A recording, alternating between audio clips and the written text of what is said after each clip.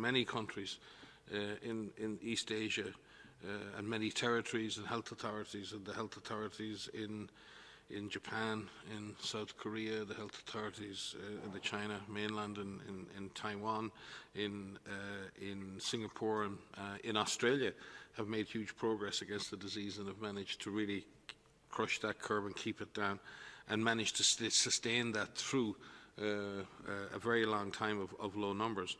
One, I think, was a focus on case detection, case isolation, and especially quarantining of contacts. The continued quarantining and supporting those contacts in their quarantine, not just sending people home, but supporting them in that process, physically supporting them, providing them with accommodation, providing them with food, providing them with social support.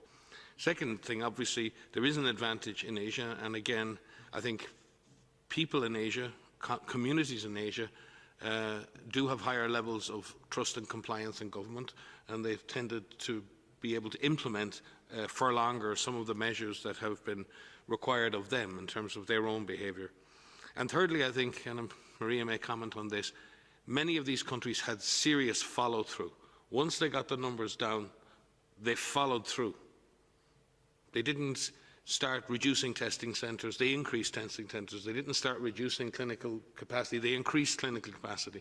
In other words, they ran through the finish line and beyond, and they kept running because they knew the race wasn't over. That finish line was false. Too many countries have put an imaginary finishing line, and when they crossed it, may have decelerated some of their activities. It's very tough for countries right now in Europe and North America, going back into another phase of potential lockdowns. People are exhausted, they are tired, and it's not an easy situation that Europe faces or that North America faces.